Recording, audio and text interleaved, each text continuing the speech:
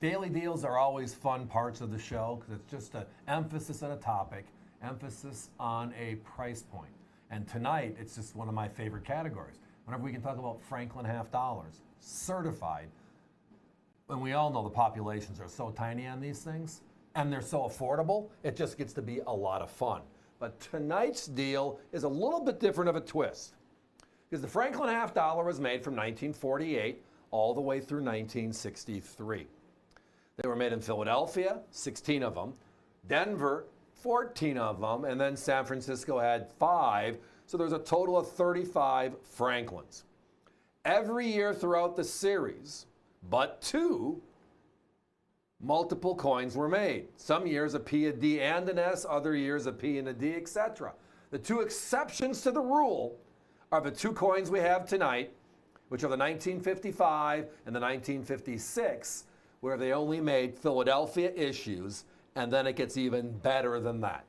So these are those 2 dates where you just said there's 16 Philadelphias, 14 Denver. So there's 2 years that do not have Denver issues, and these are those 2. 1955, 1956. These are the Franklin half dollars, 90% silver. You'll notice they're mint state 64. These are graded by NGC, and what that grading means is it's on the numeric scale, the Sheldon scale, and NGC puts that grade on it of 64.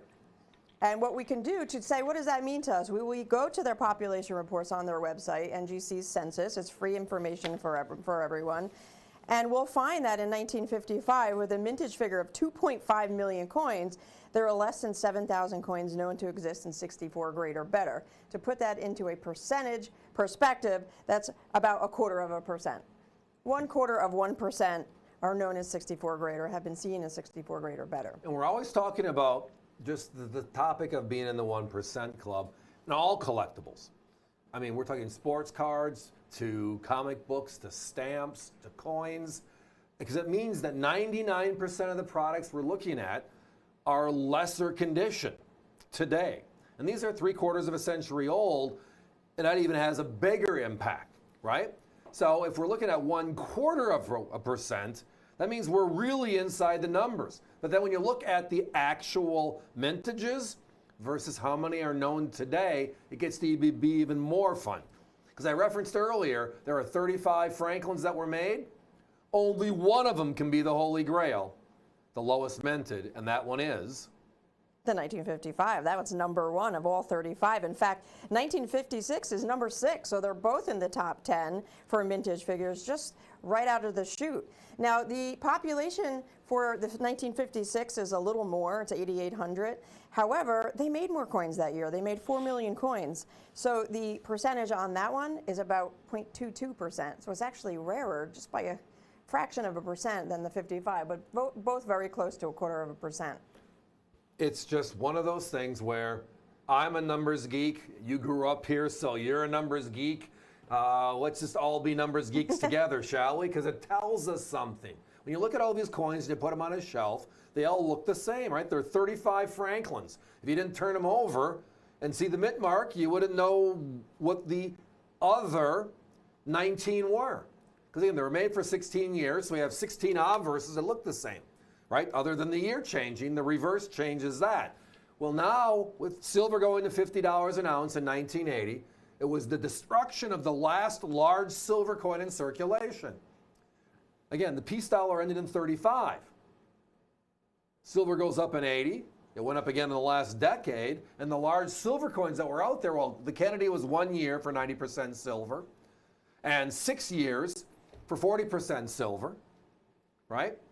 But the majority of coins on the table, the large coin was the Franklin half dollar. And it was a beloved coin. He was the only person ever on a U.S. coin, circulating coin, at this time in history that wasn't a U.S. president. Lincoln cent, Jefferson nickel, Roosevelt dime, right? Washington quarter, and then we went to the Franklin half dollar. And if it wasn't for the unfortunate events of late 1963, he'd probably still be on the coin today. Here's another thing to consider. $49.95 is the price for these. These are mint state 64s. They're available as a your choice, so you can join us with either date, 1955 or 1956, or feel free to grab them both.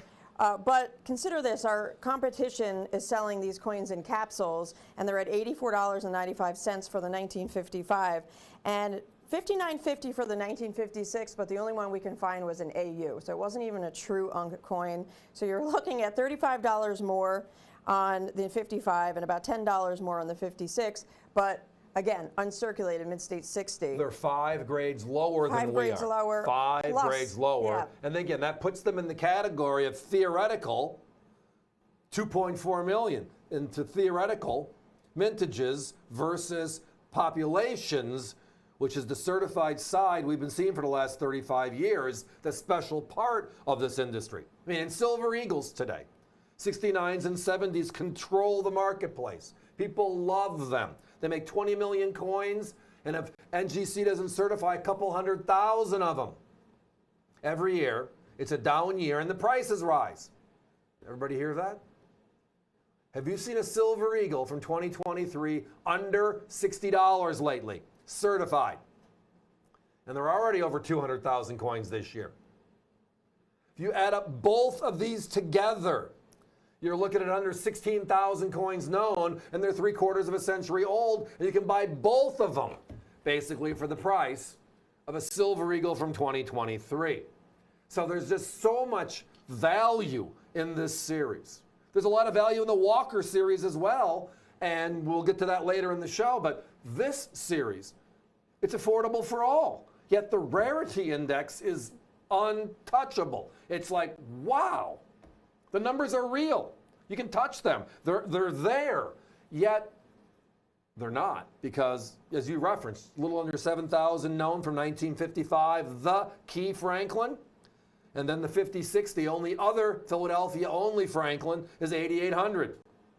Think about that. If a Silver Eagle had 8,800, where would we be? A lot more than this, I could say. Oh, well, here you go. While we're talking kicks and giggles, the lowest minted Silver Eagle ever is the S Enhanced Reverse Proof, right?